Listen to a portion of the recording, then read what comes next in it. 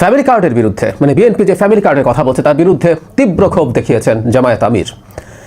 এই ক্ষোভ দেখানোর মাধ্যমে তিনি তার অজান্তেই দুটো বার্তা দিয়ে দিয়েছেন যেগুলো তার বিরুদ্ধে যাবেই।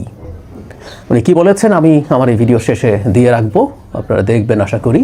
তিনি বলেছেন, আমি একটু মুখেই বলি, সেটা হচ্ছে তিনি বলছেন এক হাতে ফ্যামিলি কার্ড দিচ্ছেন, আরেক হাতে মায়েদের গায়ে হাত, মা শব্দটা ব্যবহার করছেন মানুষের আবেগে সুরসুরি দেওয়ার জন্য, আমরা বুঝতে পারছি। তারপর তিনি বলছেন রাখ তোদের ফ্যামিলি কার্ড।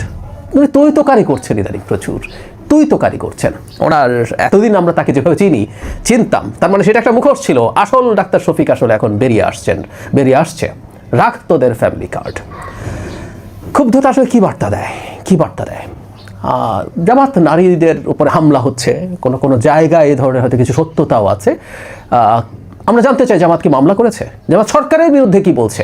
সরকারের তো এগুলোর বিরুদ্ধে ব্যবস্থা নেওয়ার কথা ছিল। আমরা প্রায় দেখেছি জামাত এবং এনসিপির পক্ষ থেকে কোথাও কোনো অনিয়ম হলে বিএনপিকে দায় দাও, অথচ যেগুলো ঠেকানোর দায়িত্ব সরকারের, যে সরকারকে আমরা টাকা পয়সা দিয়ে পুষি, তার বিরুদ্ধে কোনো কথা নেই। ডক্টর শফিকের তো উচিত ছিল ডক্টর ইউনূসের বিরুদ্ধে খানিকটা রাগ হওয়া, বিশদগার না হলেও তাদের তো তলে তলে খাতির আছে, কিছু অন্তত লোক দেখানোর জন্য হলেও করার কথা ছিল। এগুলো ঠেকাচ্ছে না কেন যদি হয়ে থাকে? আর যা হয়েছে একটা দুটোকে সারা দেশব্যাপী হয়েছে, এভাবে প্রেজেন্ট করার চেষ্টা করছেন তারা। তো যে বললাম বার্তার কথা, প্রধান বার্তাটা পরে আসছি।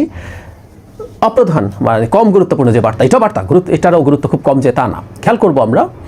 আমি কিছুদিন আগেই, দুদিন আগেই একটা ভিডিওতে বলেছি যে উনি উত্তেজিত হয়ে পড়ছেন। তার এই উত্তেজিত হয়ে পড়া বোঝা যাচ্ছে তিনি মাঠে যে পরিস্থিতি দেখছেন সেটা তাদের অনলাইনে যে বাবল তৈরি করেছিলেন ওভার দ্য ইয়ার্স, এবং শেষে গত শেখ হাসিনার পতনের পর সেটা আসলে কার্যকর ক্ষেত্রে কিছুই না। আমরা ফান করে বলি বটের তো ভোট নেই, এটা উনি টের পাচ্ছেন, এবং সম্ভবত যতটা খারাপ ভেবেছেন পরিস্থিতি তার চাইতে অনেক বেশি খারাপ, তাই তিনি মেজাজ ধরে রাখতে পারছেন না, তিনি উত্তেজিত হয়ে পড়ছেন, এটা আমরা বলতেই পারি। এইটা একটা দিক। আরেকটা হচ্ছে বিএনপির ফ্যামিলি কার্ডই এই নির্বাচনে অতি গুরুত্বপূর্ণ রোল প্লে করতে যাচ্ছে। মানে এটা না থাকলেও বিএনপির সাথে তারা পাত্তা পেতেন না, কিন্তু আরও অনেকগুলো ইস্যুর সাথে এই ফ্যামিলি কার্ড, জনাব তারেক রহমান নির্বাচনের ইশতেহারের বহু আগে থেকে এই ফ্যামিলি কার্ডের আলাপ তুলেছেন, এই ফ্যামিলি কার্ডের আলাপ নিয়ে এসছেন, জনসভাগুলোতে বলছেন, জনগণ কানেক্টেড হচ্ছে। এই দেশের সবচেয়ে দরিদ্র জনগণ যদি মাসে 2 বা 2,500 টাকা ক্যাশ পায়, এটা তার জন্য একটা বিরাট লাইফ লাইন হতে পারে। এটা মানে শুধু একটা দলের নির্বাচনে জেতার ইস্যু না, আমি এটা আলাদা ভিডিও করে দেখিয়েছি। এটা ব্যক্তির জীবন সহজ করে দেশের অর্থনীতি পাল্টে দিতে পারে, কারণ এই ধরনের টাকা গরিব লোকের হাতে যদি যায়, এটা সাথে সাথে বাজারে চলে যাবে। যদিও এই কার্ড সবার জন্য দেয়া হবে, কিন্তু আমরা ধারণা করতেই পারি মধ্যবিত্ত থেকে উপরের দিকের শ্রেণীর যে মানুষরা আছে তারা এটা নেবেন না, বাকিরা যারা নেবেন তারা এটা খরচ করে ফেলবেন। এটা একটা বিরাট মাল্টিপ্লায়ার এফেক্ট হবে অর্থনীতিতে, বিরাট চাহিদা তৈরি হবে, এবং সেটার জন্য প্রচুর ব্যবসা, প্রচুর শিল্পায়ন হবে, কোনো সন্দেহ নেই। কিন্তু সাধারণ মানুষ যেটা বলছে তার জীবনে কি হবে, এটা যে অসাধারণভাবে কানেক্ট করছে, এটা জামাতের আমির এই তথ্য পেয়েছেন। তাদের তো লোকজন আছে, তাদের লোকজন বাড়ি বাড়ি যাচ্ছেন, ক্যাম্পেইন করছেন। বলা হয় যে তাদের লোকজন আরও বেশি বাড়ি বাড়ি যাচ্ছেন, বিশেষ করে তাদের নারীদের কাছে যাচ্ছেন।